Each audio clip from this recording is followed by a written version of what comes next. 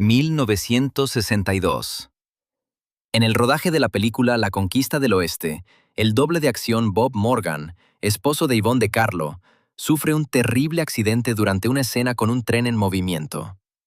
Sobrevive, pero pierde una pierna y parte de la visión. Lo que le espera son operaciones, hospitales, disputas legales y facturas que no esperan a que la antigua estrella encuentre un papel digno nuevamente. Y para ella, en ese momento, casi no queda nada del viejo Hollywood. Ese Hollywood donde era una mujer salida de una fantasía en color, con joyas pesadas, bajo el calor de las luces, en el resplandor del Technicolor. El nombre todavía se reconoce, el rostro aún se recuerda, pero los grandes papeles van a parar a otras manos. Los viejos géneros se agotan. La memoria de la antigua gloria ya no es suficiente para construir un futuro con tranquilidad. Entonces, 2 años después, se pone una peluca negra, maquillaje blanco y un vestido largo de estilo gótico. Lily Munster. Para el público será una extraña comodidad, una ama de casa vampírica, una madre de familia amable, divertida y casi familiar. Para las nuevas generaciones, será el papel por el que reconocerán a Yvonne de Carlo más rápido que por sus películas de los 40 y 50. Pero para la actriz misma, todo comenzó no como un juego encantador con su imagen. Fue la decisión de alguien que necesitaba trabajo, necesitaba estabilidad, necesitaba un cheque, necesitaba una forma de mantener la vida cuando el hermoso mito ya no protegía de las cuentas reales. He aquí el enigma de su carrera. ¿Cómo una actriz que Hollywood alguna vez vendió como una belleza exótica terminó en una comedia sobre monstruos? ¿Por qué el papel que la salvó en un momento específico se volvió más fuerte que casi toda su carrera cinematográfica? ¿Y por qué en el destino de Carlo, casi cada personaje exitoso fue simultáneamente una salida y una nueva prisión? Acto 1. El contorno del mito. Yvonne de Carlo es difícil de recordar como una sola persona. La memoria del público la fragmenta en varias siluetas reconocibles. Ahí está en el cine de aventuras a color, oro, seda, joyas pesadas, la mirada de una mujer que la película quiere convertir en la promesa de un mundo lejano. Ahí está en los 10 mandamientos, la serena y austera Séfora junto a Moisés, ya no una fantasía seductora, sino una figura de leyenda. Y ahí está Lily de la familia Munster, peluca negra, vestido de terciopelo, casa gótica, la rareza convertida en calidez familiar. Estas imágenes son fáciles de reconocer por separado. Es más complicado ver la carrera entre ellas. Cine negro. Westerns, tramas criminales, actuaciones en clubes, giras, el escenario, papeles tardíos en géneros. Todo eso no se acomoda fácilmente en una sola imagen. La memoria prefiere los signos a las transiciones.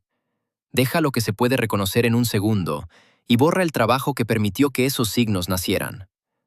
Pero es precisamente en esas transiciones borradas donde se encuentra su verdadera historia.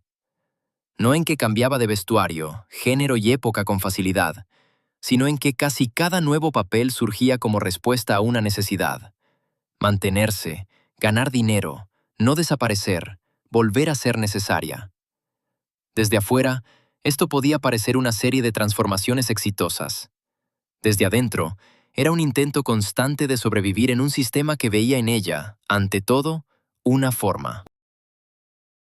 Demasiado a menudo la clasificaban entre las mujeres impactantes, aquellas cuya apariencia parecía reemplazar la conversación sobre su talento. Pero si uno no mira el vestuario, sino su comportamiento en pantalla, se ve algo distinto. Había en ella una concentración, casi una pesadez. Rara vez parecía una decoración ligera, incluso cuando la película lo exigía. En su postura, en las pausas, en su mirada fija, se percibía a una persona que no se entregaba por completo al papel, que no se disolvía en la imagen hermosa, sino que mantenía algo propio dentro. Eso era lo que la hacía interesante, y eso mismo la hacía conveniente. El viejo Hollywood amaba a las mujeres fuertes, siempre y cuando su fuerza no amenazara la trama. En el caso de Carlo, esa fuerza se traducía al lenguaje de la exótica, peligrosa, belleza salvaje. Lo que podía ser la base de roles complejos se convertía en un signo espectacular. Su dureza interna no desaparecía, pero la empaquetaban de tal manera que servía a la fantasía ajena. Ahí estaba el primer candado.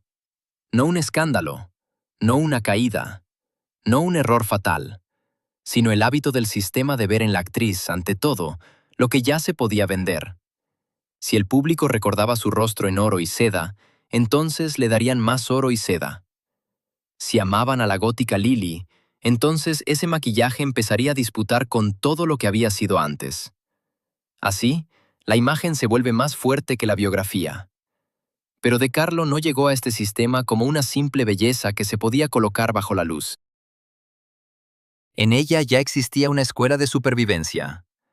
Antes de que Hollywood aprendiera a usar su resistencia, la vida ya había cultivado esa resistencia. Por eso, no hay que empezar con los carteles, ni con Lily, ni siquiera con Salomé. Hay que regresar a Vancouver, a la niña que aprendió temprano. Ser vista no es suficiente. Hay que resistir. Acto 2. Escuela de Resistencia. Yvonne De Carlo no nace como Yvonne De Carlo. Su nombre es Margaret Yvonne Middleton. Viene al mundo en Vancouver, lejos de los sets de Hollywood, de los departamentos de publicidad y de los carteles a color que más tarde la venderán como una mujer de un cuento ajeno. En su futura leyenda, todo parecerá premeditado. El nombre, el rostro, el andar, el maquillaje, el vestuario. Pero el inicio no es legendario. Es irregular, casero, dependiente de decisiones ajenas y de la constante necesidad de adaptarse. Su padre abandona a la familia cuando ella es muy pequeña. Su madre, Marie De Carlo, alguna vez soñó con el escenario y le transmite a su hija no tanto un camino trazado, sino una intensa fe en que el escenario puede ser una salida. Para De Carlo, el arte desde el principio no es pura fantasía romántica. Es una oportunidad para ascender, para escapar, para mantenerse. Bailes, lecciones, presentaciones, intentos de llegar a donde pueda ser vista, aparecen en su vida antes de que las ambiciones actorales tomen forma. La madre invierte en ella casi sus sueños incumplidos. Esto puede ser cuidado, presión, esperanza, pero probablemente sea todo a la vez. En tales relaciones nace no solo la ambición, sino también un temprano sentido del deber. La niña empieza a entender. Su talento no es un territorio completamente personal. Ya lleva sobre ella las esperanzas de alguien más. Por eso, la futura Yvonne no solo aprende a bailar, aprende a cumplir expectativas, a no fallar, a no cansarse antes de tiempo. A no decir que no quiere, si al lado está alguien para quien su éxito se convierte casi en la prueba de un sueño propio no realizado. El baile resulta ser una buena escuela para la futura actriz, pero una escuela aún más dura para la persona que deberá trabajar durante décadas en condiciones incómodas. Enseña no la inspiración, sino la repetición. No el destello, sino la resistencia. No la libertad, sino la habilidad de parecer libre según el horario. La niña aprende a mantener el cuerpo, a aceptar críticas, a empezar de nuevo y a no mostrar cansancio. Más tarde, Hollywood verá esta capacidad como una parte natural de su belleza, aunque no surge de la ligereza. Cuando llega a Los Ángeles siendo adolescente, nadie le abre las puertas. En estas historias, a posteriori, gusta imaginarse el destino. La futura estrella llega donde ya la espera su destino. En realidad, nadie la espera. Trabaja en clubes, aparece en el fondo, acepta pequeñas oportunidades donde no se trata de discutir el papel, sino de ser precisa, resistente, visible y no demasiado exigente. No es una escalera hermosa hacia la fama, sino una serie de escenarios en cada uno de los cuales debe demostrar que puede resistir otra noche. Los clubes nocturnos le dan lo que las lecciones académicas no ofrecen. Allí no hay el respetuoso silencio del gran teatro. Hay que abrirse paso entre el ruido, el humo, el cansancio del público, las conversaciones ajenas y la indiferencia. La chica en el escenario puede ser vista, pero también puede desaparecer en el movimiento nocturno general. Para la futura estrella de cine, es una experiencia dura. La atención no se regala, se retiene. La belleza puede atraer la mirada, pero para que la mirada permanezca hay que dominar la pausa, el ritmo, el cuerpo y la distancia. Más tarde, cuando el estudio la coloque en el set bajo el calor de las luces, esta habilidad será invaluable.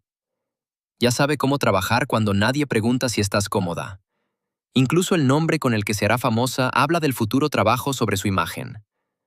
Margaret Yvonne Middleton suena como el nombre de una chica real de una ciudad canadiense. Yvonne de Carlo suena diferente. Más corto, más brillante, más enigmático, más conveniente para un cartel. Hollywood siempre ha entendido que una estrella no solo comienza con un rostro, sino con un nombre que se pueda pronunciar como una promesa. En su caso, esta promesa aparece antes de un gran papel, otra capa entre la persona y la imagen que se venderá al público. Así se forma gradualmente el hábito de ser vista no exactamente como es en la vida. Primero, como la hija en la que la madre ha puesto sus propias esperanzas. Luego, como la bailarina de la que se espera no una confesión, sino un número. Después, como la chica con un rostro que debe despertar interés en el estudio. En cada etapa se le exige que se desplace un poco hacia la expectativa ajena. Y cada vez lo hace no como una persona débil, sino como alguien que entiende las reglas del juego. Esta escuela temprana explica por qué más tarde rara vez parece perdida. Incluso cuando el material es pobre, se mantiene como si internamente hubiera hecho un pacto consigo misma. Las circunstancias pueden ser humillantes, pero el comportamiento no tiene por qué serlo. En esto, su fuerza está muy lejos del mito romántico del artista libre. Es la fuerza de alguien que sabe cómo reunirse cuando no hay elección. Es esta idoneidad la que Hollywood rápidamente percibe. No solo la belleza, no solo la fotogenia, sino la capacidad de soportar el calor, el maquillaje, los trajes, las repeticiones, los guiones débiles, las decisiones injustas y los días de rodaje tras los cuales hay que volver a parecer como si todo ese peso no tuviera nada que ver contigo. Su fuerza aparece antes de la fama. Pero la fama aprende a usar esa fuerza antes de aprender a respetarla. Así llega el momento en que el productor Walter Wanger comienza a buscar un rostro para la película Salomé, donde ella bailó. No es una actriz principiante con total libertad de futuro, sino una joven ya acostumbrada al escenario, a la competencia, y a que la apariencia solo abre la puerta si detrás de ella hay disposición para trabajar hasta el agotamiento. Acto 3. Fábrica de exotismo. En 1945 se estrena la película Salomé, donde ella bailó. Hoy, ver este filme fuera del contexto de su época es complicado. Mezcla de manera extraña la aventura histórica, la fantasía occidental y la imagen de una mujer que el espectador debe interpretar principalmente como un espectáculo. Salomé no tanto revela a De Carlo como actriz, sino que rápidamente sugiere a Hollywood cómo puede ser utilizada. Ella puede ser el centro del encuadre, alrededor del cual se construye toda la energía publicitaria del filme. Puede bailar, brillar, lucir trajes increíbles, soportar primeros planos y mantener suficiente misterio para que las debilidades del guión pasen desapercibidas. Alrededor de la elección de la actriz principal se forma rápidamente una leyenda casi hollywoodense. Un rostro nuevo, una casualidad, pruebas. Una chica que de repente se encuentra en el centro de un costoso proyecto en color. En tales relatos siempre hay la tentación de ver un milagro. Pero el milagro aquí era muy práctico. El proyecto no solo necesitaba una actriz. Requería un tipo que vendiera inmediatamente al espectador la fantasía. Danza, peligro, tierras lejanas, colores lujosos, la mujer como aventura. De Carlo encajó en esta fantasía con demasiada precisión. Tenía la plasticidad de una bailarina, una línea facial fuerte, la habilidad de no perderse en un traje llamativo y la capacidad de sostener la mirada de la cámara. La eligieron no porque Hollywood de repente quisiera revelar una compleja individualidad dramática. La eligieron porque llenaba perfectamente un esquema ya preparado. El estudio parecía saber de antemano qué imagen quería obtener, y finalmente encontró el rostro, el cuerpo y la postura que soportarían esa imagen. Para el Hollywood de mediados de los 40, el exotismo no era conocimiento sobre otras culturas, sino un conjunto de expectativas del espectador. Oriente, trópicos, desierto, palacios, tiendas, oro, danza, feminidad peligrosa. Todo esto se trasladaba fácilmente de película en película. Tal exotismo era una geografía sin mapa. No intentaba explicar Oriente, Europa, el desierto o una cultura ajena. Las mezclaba en un solo sueño brillante, donde lo principal no era la precisión, sino la sensación de lejanía. Las filmaciones en color requerían una cantidad enorme de luz, técnica compleja e inmovilidad precisa. Los actores a menudo se convertían en parte de la decoración. Pararse en el punto correcto, girar el rostro, soportar el calor, no descomponer el encuadre. No se esperaba profundidad psicológica de la protagonista, se esperaba la capacidad de mantener la mirada. Aquí, la temprana escuela de De Carlo resultó más útil que cualquier charla sobre talento. Sabía trabajar durante horas en un traje incómodo, soportar el maquillaje, repetir movimientos y no perder la compostura. Pero el estudio veía en esto no una fuerza creativa, sino una conveniencia. El éxito de Salomé inmediatamente sugirió al estudio que la imagen encontrada podía repetirse. En 1947 salió la canción de Sherazade, luego aparecieron Esclava y Casbah. Los argumentos cambiaban poco. El personaje femenino existía como objeto de deseo o como causa de conflicto entre hombres. El desarrollo del carácter se reemplazaba por el cambio de vestuario. Las réplicas podían ser planas, pero el encuadre debía brillar. Esta repetitividad no era una pereza casual. Así funcionaba la lógica del estudio. Si el espectador compró una fantasía, había que ofrecerla de nuevo, en otro envoltorio, con otro nombre, con nuevos adornos, pero con la misma promesa. La actriz dentro de este esquema ganaba notoriedad, pero perdía espacio. Cuanto más exitosamente encajaba en la imagen, más fuerte comenzaba esa imagen a hablar por ella. Los contratos de 7 años de los grandes estudios casi no dejaban a los actores derecho a negarse. El espectador ve un cartel y piensa que la estrella elige un papel tan libremente como él elige un boleto. En el Hollywood clásico, muchas decisiones se tomaban de otra manera.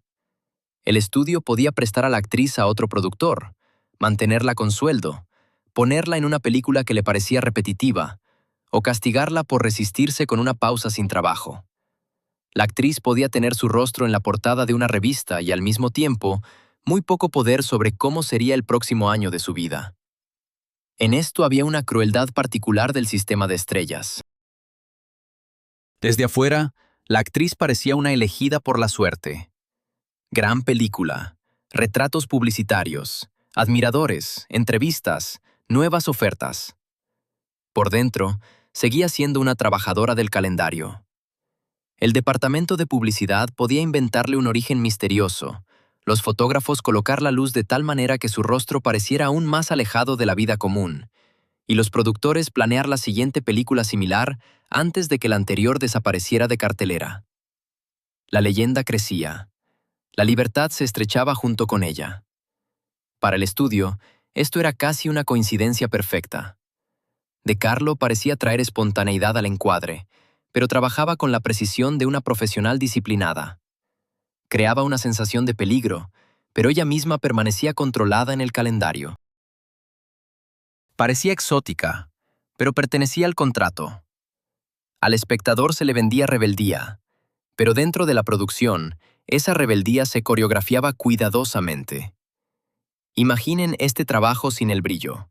5 de la mañana, maquillaje, tela pesada, joyas que deben parecer lujo, aunque después de una hora empiezan a presionar el cuerpo. Luz que hace el set casi insoportable. Y una joven actriz que no solo debe soportar todo esto, sino parecer que nació para esa escena. Aquí comienza la verdadera historia de De Carlo.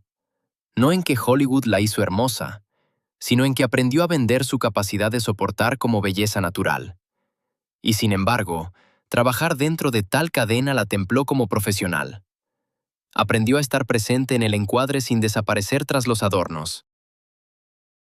Incluso si la escena estaba escrita como de paso, dejaba en ella un rastro de resistencia interna. Una pausa, una mirada, una inmovilidad, un gesto, un poco más pesado de lo necesario. A principios de los 50, esta cualidad se volvió especialmente importante. El sistema de estudios ya comenzaba a resquebrajarse, los géneros habituales perdían su antigua fuerza, y De Carlo gradualmente se adentraba en otros espacios, estrechos, oscuros y mucho menos lujosos. Acto 4. La densidad del presente. En 1949 se estrena la película de Robert Siodmak, Cruz de Caminos. Para Yvonne De Carlo, esto representa un cambio abrupto. Tras las cintas de aventuras a color, se adentra en el mundo del cine negro, donde la luz ya no embellece el rostro, sino que lo divide en sombras, cansancio y sospecha. En el papel, su personaje, Anna Dandy, podría fácilmente ser otra femme fatale, la exesposa del protagonista de Burt Lancaster, una mujer atrapada entre el deseo, el pasado y el crimen, la causa del error masculino. Pero De Carlo no la interpreta como una seductora. En Anna hay cálculo, miedo, cansancio y un deseo de escapar, pero ninguno de estos estados se entrega completamente al espectador. Es como si siempre dejara una parte de sí misma oculta. Y es precisamente esta reserva lo que da vida al papel. El espectador no puede decidir dónde termina el sentimiento, dónde comienza la autodefensa, dónde está la elección fría y dónde el intento de no ser aplastada por decisiones ajenas. En el universo de Siodmak, todo Los Ángeles conspira contra los protagonistas. Calles nocturnas, clubes, habitaciones estrechas, sombras que parecen conocer el final de antemano. En este contexto, De Carlo no parece una invitada de un género más hermoso. Se convierte en parte de la fatalidad general. Incluso su baile en el club no es solo un número ni un adorno. Es el momento en que el pasado regresa al protagonista no como un recuerdo, sino como un cuerpo, un movimiento, una imposibilidad de desviar la mirada. En Cruz de Caminos, su belleza cambia de significado. En las películas de aventuras, a menudo era una promesa. Un mundo lejano, peligro, deseo, un traje resplandeciente. Con Siodmak, la belleza se convierte en protección, casi una muralla. Anna no pide compasión, no se explica ni suaviza su dualidad para el espectador. De Carlo interpreta a una mujer que hace tiempo comprendió el precio de la apertura, por lo que no permite que la mirada ajena lo obtenga todo. Esta película es importante no porque haya cambiado por completo su carrera. No lo hizo. Pero mostró que había más en ella de lo que las fantasías de vestuario requerían. Su fuerza no residía solo en su rostro, su plasticidad o su habilidad para sostener un cuadro brillante. Sabía crear una resistencia interna casi sin palabras, con una pausa, una inmovilidad, una mirada pesada, una contención donde a otra actriz se le podría haber ofrecido un gesto obvio. A principios de los 50, esta cualidad se volvía cada vez más necesaria en películas de otro nivel. Cintas criminales, westerns, proyectos independientes, películas de segunda fila. Allí no había lujo de una gran búsqueda. Los plazos eran más cortos, los guiones más débiles, los presupuestos más bajos. El intérprete a menudo se quedaba casi solo con el material. Y precisamente en tales condiciones se hacía evidente que De Carlo no era solo el resultado de una buena iluminación y un traje caro. Podía aportar a la escena su propio peso, incluso cuando la película casi no le daba nada a cambio. En escenas débiles, elegía la inmovilidad en lugar del bullicio. En diálogos planos, la pausa. En situaciones donde se esperaba de ella una simple reacción a la acción masculina, una mirada que devolvía al personaje al menos parte de su autonomía. No era una rebelión ruidosa contra el sistema. Más bien, un hábito profesional de no desaparecer dentro del espacio asignado. Y aquí surgía la paradoja. Salvaba el material que no pretendía salvarla a ella. Si la película era secundaria, su presencia le daba una apariencia de clase. Si el papel estaba escrito como una función, ella le añadía un residuo humano. pero la industria rara vez saca una conclusión generosa de esto. No dice, esta actriz necesita un material más complejo. Dice más simple, se puede poner casi en cualquier lugar, y ella resistirá. Así, su maestría se volvía en su contra.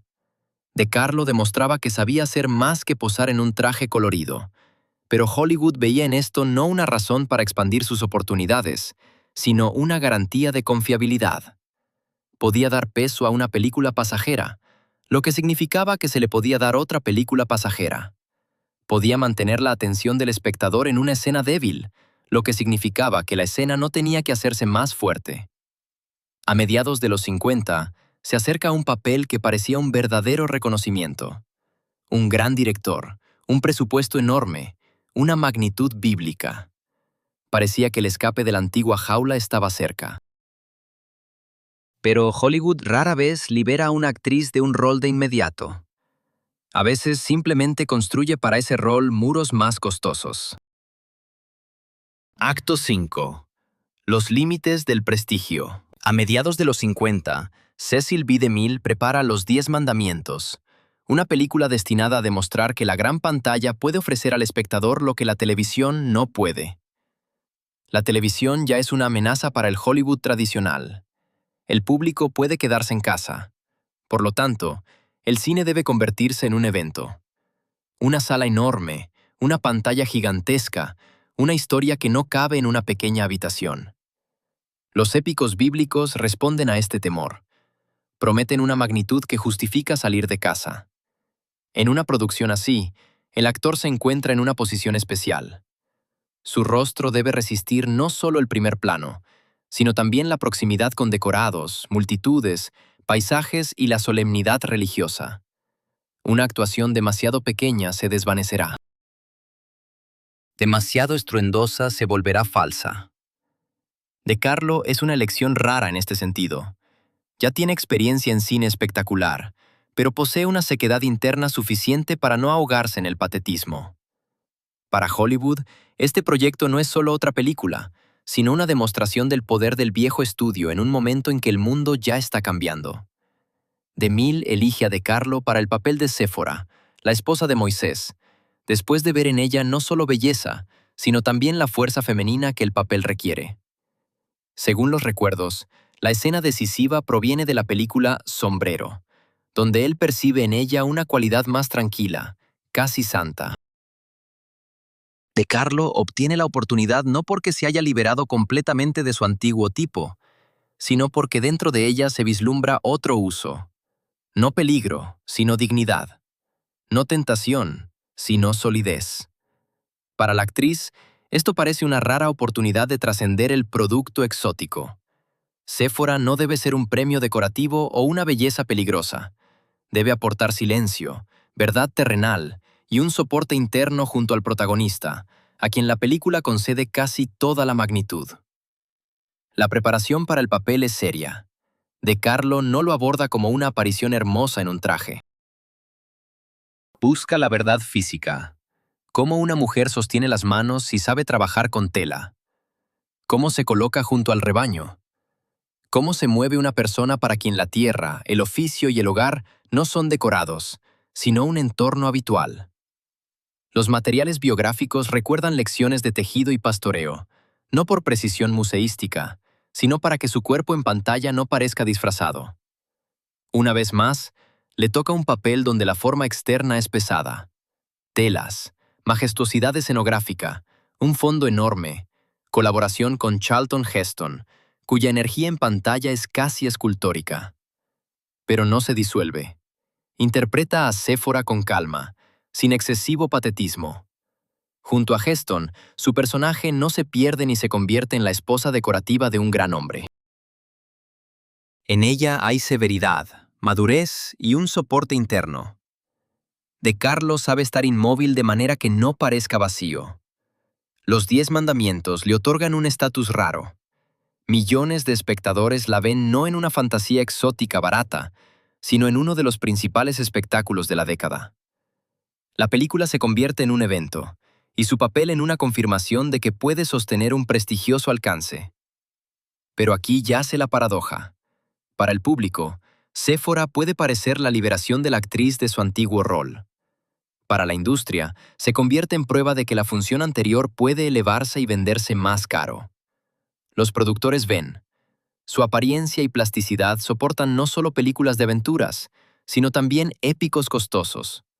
Por eso, el éxito de los 10 mandamientos es ambiguo. Parece demostrar que la evaluación anterior de De Carlo era demasiado estrecha. Pero lo demuestra en un terreno donde aún se la puede ver como una figura mítica, no como una mujer contemporánea. Recibe respeto, pero respeto hacia la misma cualidad que se ha usado en su contra: la capacidad de ser hermosa, fuerte y un poco distante de la vida ordinaria. Quizás otra actriz, después de tal película, podría haber transitado a dramas contemporáneos, pero De Carlo lleva consigo una suma demasiado reconocible de roles anteriores: princesas orientales, bailarinas, mujeres de aventuras exóticas. Todo eso no desaparece cuando se convierte en Séfora. El nuevo éxito parece darle una justificación noble a las viejas imágenes. Ahora no solo se la puede usar como adorno, sino que se le llama monumentalidad. La vieja etiqueta se vuelve más noble. La segunda mitad de los 50 ya trae otro viento. En el cine resuenan cada vez más historias contemporáneas nerviosas: habitaciones estrechas, personas comunes, cansancio psicológico, realismo en lugar de poses pulidas. La nueva era quiere rostros con grietas, mujeres que no parecen un cartel terminado, sino personas atrapadas en medio de una conversación difícil. De Carlo, sin embargo, sabe demasiado bien cómo estar compuesta. Donde las nuevas películas buscan nervio, ella aporta postura. Donde se requiere vulnerabilidad cotidiana, parece demasiado ligada a su antigua belleza. El prestigio profesional se convierte en aislamiento. Después del pico de su carrera, no recibe una serie de roles contemporáneos complejos.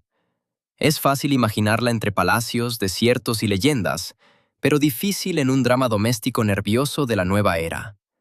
Y no es una cuestión de talento.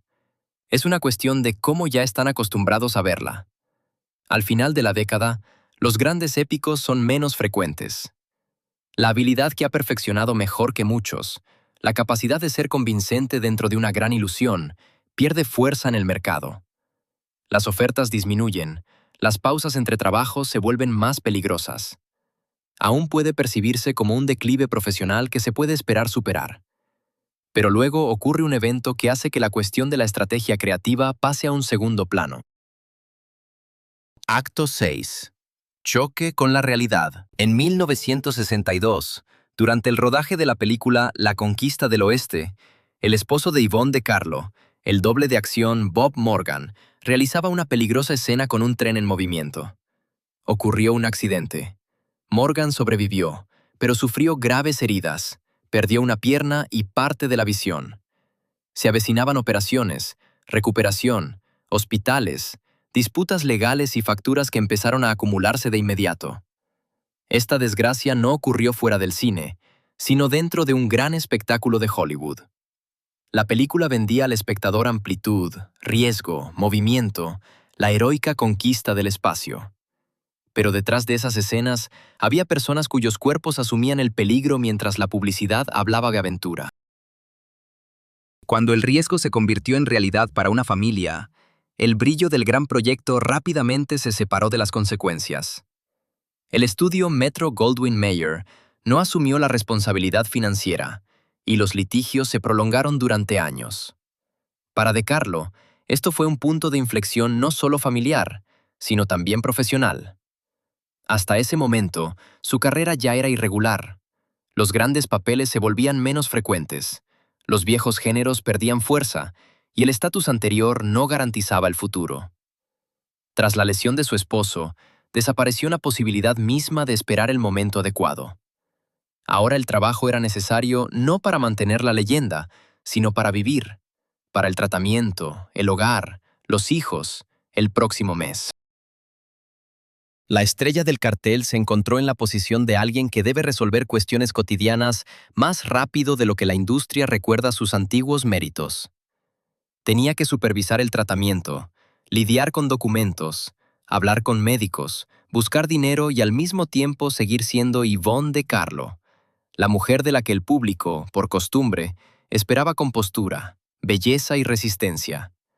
Solo que ahora la resistencia ya no era una virtud profesional, sino una forma de no desmoronarse en una realidad donde nadie preguntaba si tenía fuerzas. Desde ese momento, la elección de papeles se volvió mucho más directa. Si antes incluso una película débil podía ser parte de una estrategia de carrera, mantenerse en pantalla, no desaparecer, esperar una nueva oportunidad, ahora todo se decidía de manera más simple. Se necesitaba un contrato, se necesitaba una actuación, se necesitaba un pago estable. Aceptaba giras, números en clubes, películas independientes, escenarios regionales. Se movía entre hospitales, tribunales, rodajes y conciertos. Esa misma resistencia que Hollywood había usado durante años en el set, ahora se convirtió en una forma de pagar la vida. Aquí es fácil equivocarse y llamarlo caída. Fue una diva del Technicolor. Ahora trabaja en clubes y salas provinciales.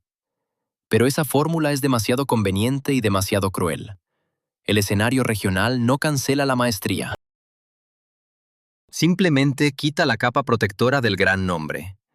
Allí no hay una pantalla enorme, una decoración lujosa y un mito publicitario que prepare al espectador para el asombro. Hay una sala, gente cansada, un pequeño camerino, un calendario de viajes y una noche que hay que trabajar independientemente del estado de ánimo. Para De Carlo, esto fue un regreso a su experiencia más temprana.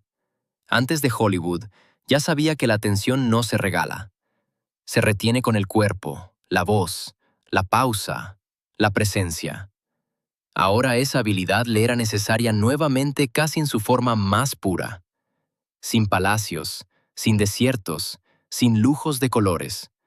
Salía al público no para demostrar grandeza, sino para hacer su trabajo. Y en eso no había humillación. Había una sobria lucidez de alguien que comprende el valor de su propio nombre y aún sabe convertir ese nombre en una noche por la que se paga. La industria capta rápidamente estos cambios. Tan pronto como queda claro que la actriz está dispuesta a trabajar casi sin mirar atrás a su estatus anterior, también cambia la calidad de las ofertas. Ya no la perciben como una figura costosa de la gran pantalla. Su nombre sigue siendo reconocible, pero ahora se puede usar más barato. Ponerlo en el cartel de una película de género, un espectáculo de gira, una cinta criminal, un proyecto que necesita el destello del viejo Hollywood.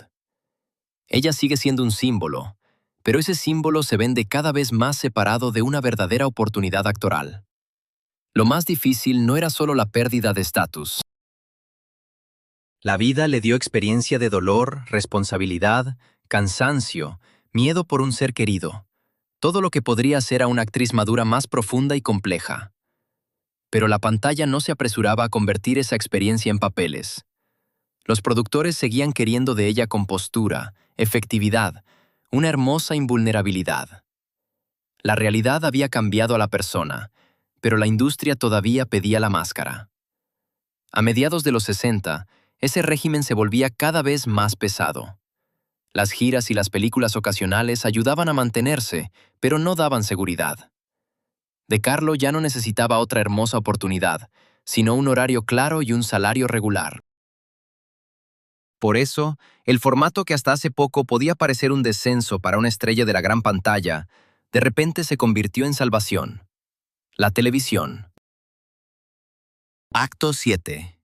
La jaula televisiva. En 1964, la cadena CBS lanza la producción de la comedia La familia Munster.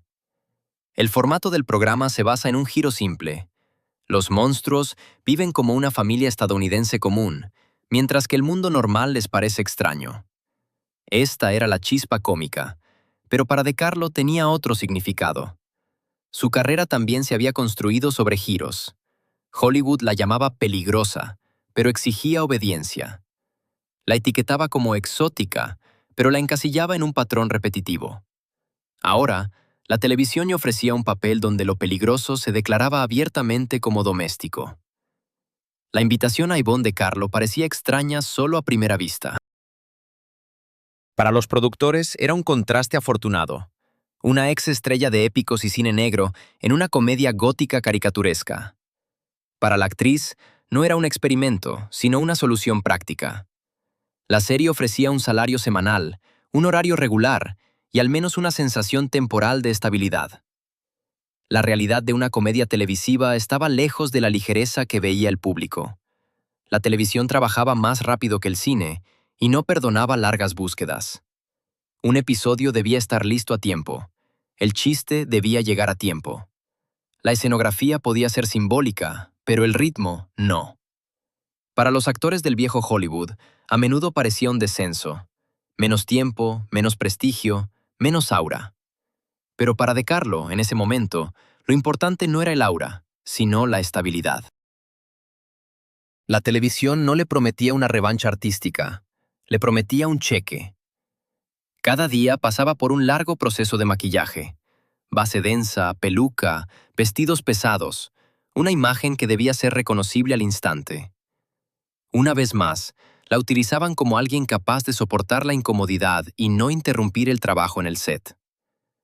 Todo lo que antes le había servido en el gran cine, ahora le era útil en los decorados de una casa gótica. Pero lo principal no estaba en el maquillaje, sino en cómo interpretó a Lily. De Carlo no se apresuró, no hizo muecas ni empujó los chistes con el codo. Interpretó a la ama de casa vampiro con casi la misma seriedad con la que antes interpretó a mujeres en épicos. Espalda recta, voz tranquila, dignidad incluso en el absurdo. Eso era lo que hacía el papel divertido. En un mundo construido sobre la parodia, ella mantenía la convicción de que lo que sucedía era completamente natural. Más tarde, se consolidó una fórmula simple sobre su enfoque del papel.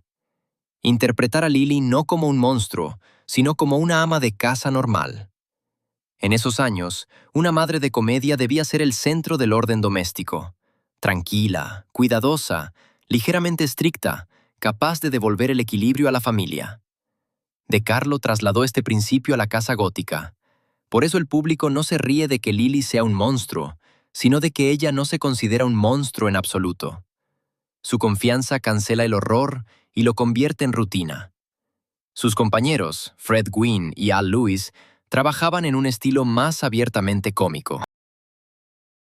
En comparación, Lily podría haberse perdido o convertirse simplemente en el bello centro del encuadre.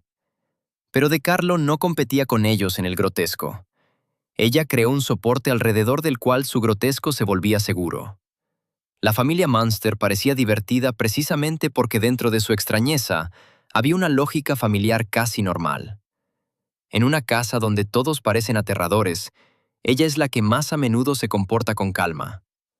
Así, Lily se convirtió en uno de los personajes más exitosos de su biografía, y al mismo tiempo, el más peligroso. La serie culminó lo que el cine había hecho con ella durante años, convertir su fuerza en una forma segura. En los 40, la presentaban como una exótica belleza peligrosa. En los 50, como una figura monumental femenina del mundo antiguo. En los 60, la televisión la vistió de monstruo, pero hizo que ese monstruismo fuera hogareño, amable, familiar. Su rareza ya no asustaba, servía al hogar. La actitud de Carlo hacia este papel, según sus recuerdos y entrevistas, no se reduce a un simple resentimiento. Muchos actores de la vieja escuela veían la profesión de manera más práctica de lo que el público quisiera pensar. Un papel es un papel. Un contrato es un contrato.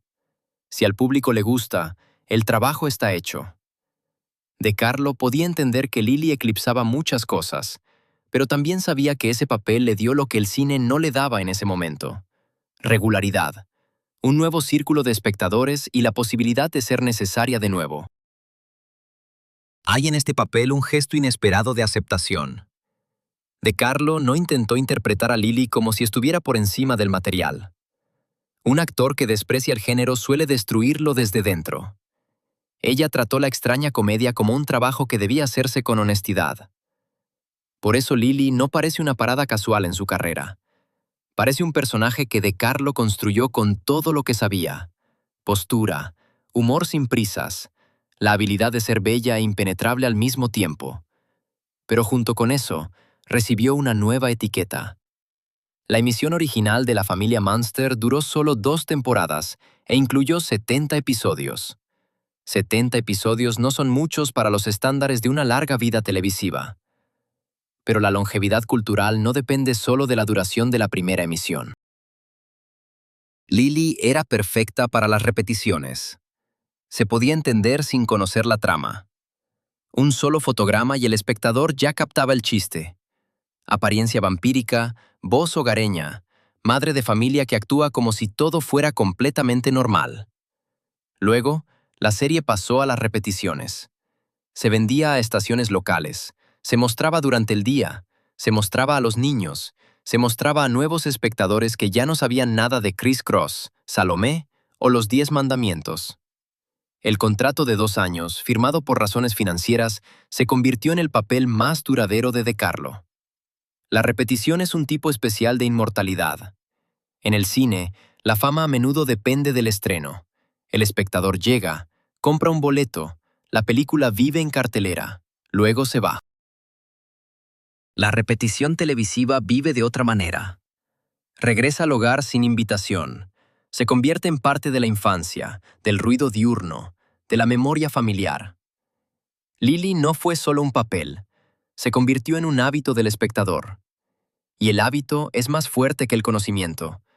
Una persona puede no recordar los títulos de las películas de DeCarlo de los 40, pero recordar a la mujer de la casa en Mockingbird Lane. Para los espectadores que crecieron con estas repeticiones, ella ya no era la actriz del Hollywood dorado. Era Lily Munster. Una silueta amigable en un vestido negro. Una madre gótica cálida. La imagen televisiva resultó ser más simple, más conveniente, más fácil de transmitir. Y precisamente por eso, triunfó. Para su carrera cinematográfica, esto se convirtió en un cierre casi definitivo. El casting siempre depende de lo que el espectador ve primero. Después de la familia Munster, su rostro estaba demasiado asociado con la parodia. El nuevo Hollywood, con su realismo social, nerviosismo callejero y héroes anti-glamour, no sabía qué hacer con una actriz que el público ahora percibía a través del maquillaje televisivo. Pudo saldar sus deudas. La vida familiar se volvió más estable, pero tuvo que pagar con su futuro dramático. A finales de los 60, DeCarlo se encontró en una situación extraña. Su reconocimiento había aumentado, pero su espacio profesional se había reducido casi al límite. El cine y la televisión habían tomado de ella todo lo que sabían usar. Belleza exótica, estatismo monumental, resistencia cómica. Pero casi no había lugar para su experiencia real, la de una mujer que había trabajado durante años a través del cansancio, el miedo y la necesidad. Para que esa experiencia finalmente se expresara abiertamente, no necesitaba una cámara, necesitaba un escenario. Acto 8. Ecos del pasado. En abril de 1971, Broadway ve el estreno del musical Follies de Stephen Sondheim. Tras la televisión, este regreso al escenario tiene un significado casi opuesto. En el sitcom, su notoriedad se convierte en una máscara repetible hasta el infinito. En Broadway, su reconocimiento se transforma en parte de una noche viva, irrepetible, que no puede ser rebobinada ni presentada mañana de la misma manera.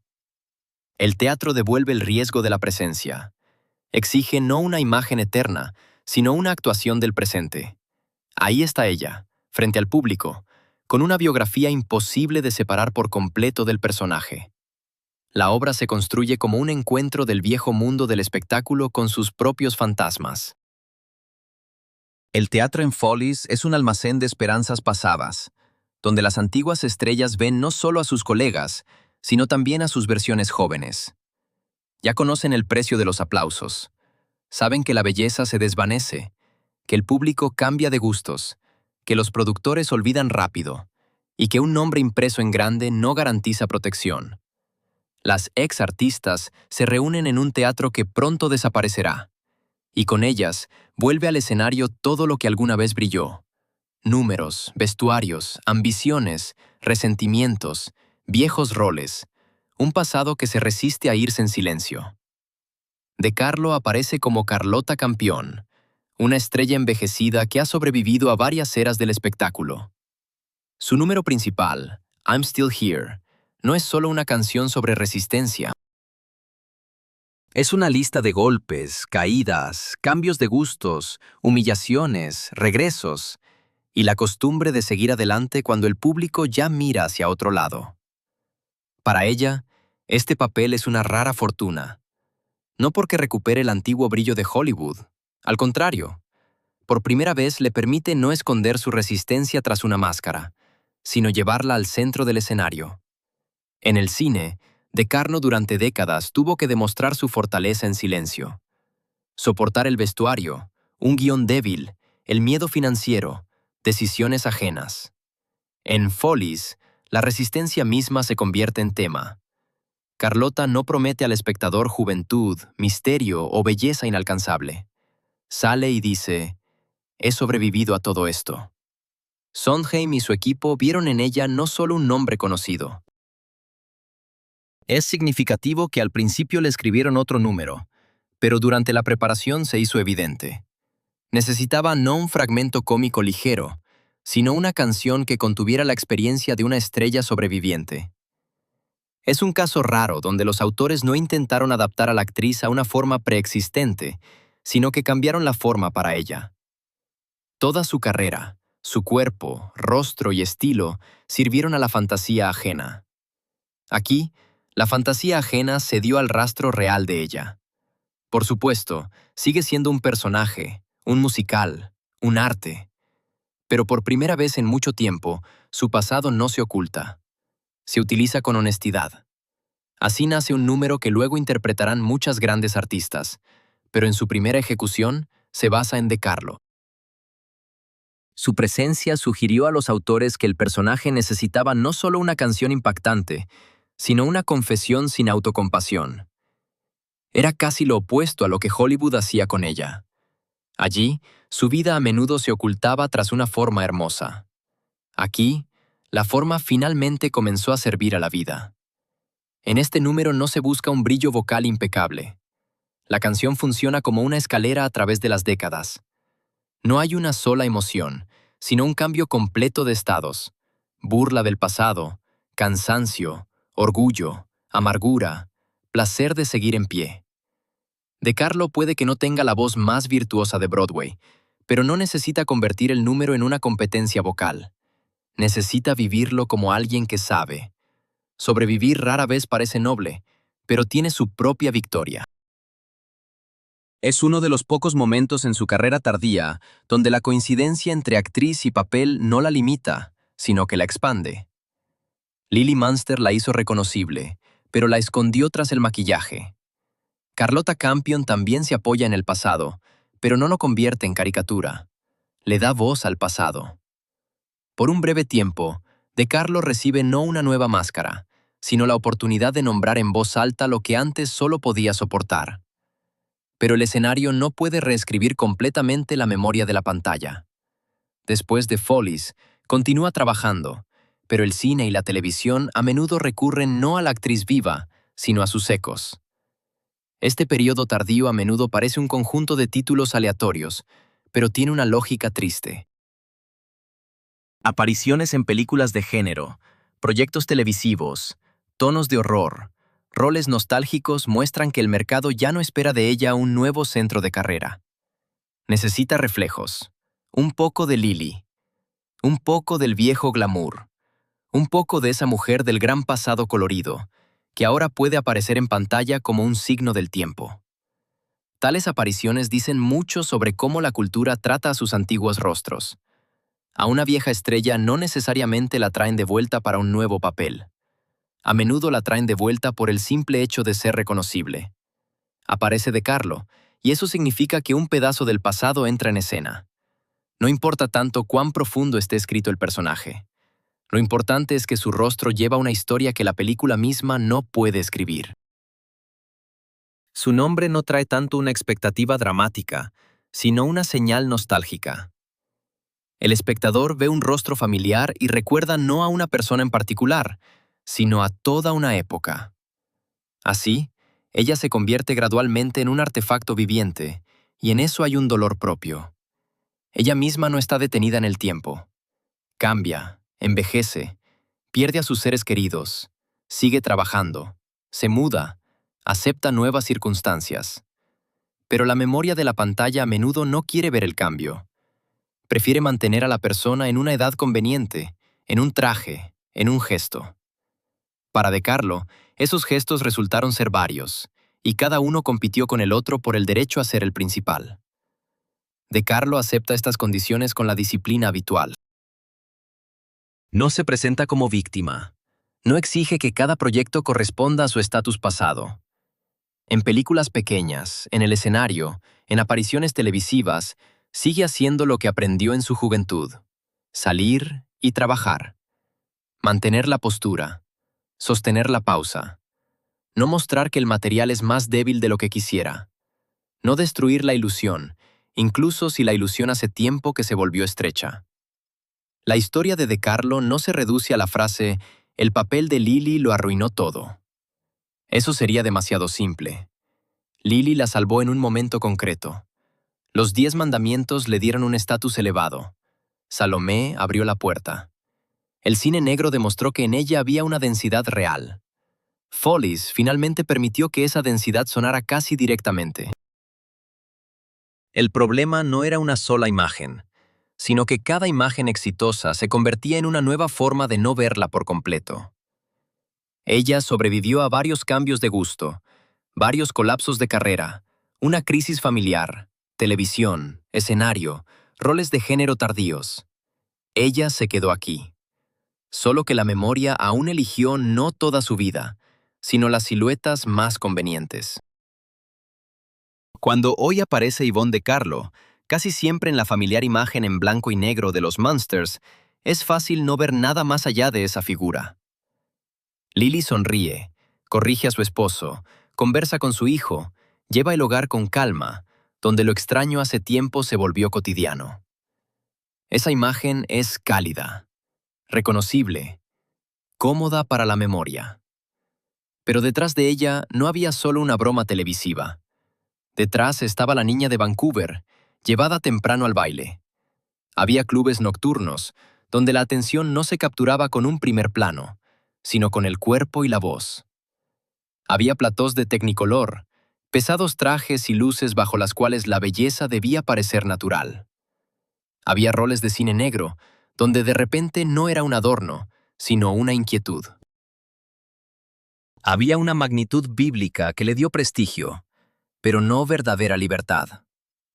Había hospitales, cuentas, giras, escenarios a los que subía no por la leyenda, sino porque la vida exigía trabajo.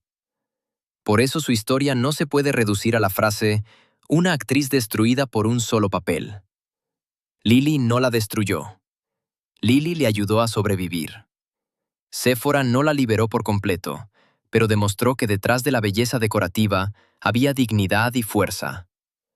Anna Dundee no cambió toda su carrera, pero mostró cuánto podía aportar a un papel si el guión dejaba al menos un poco de aire.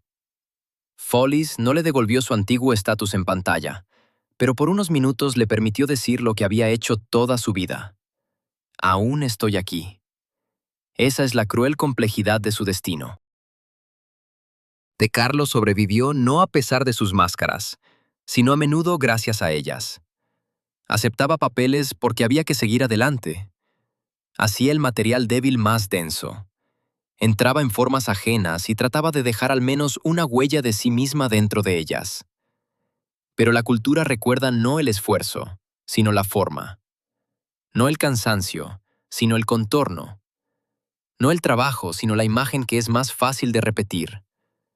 No fue simplemente una víctima de Hollywood, y no fue una vencedora que superó el sistema con elegancia.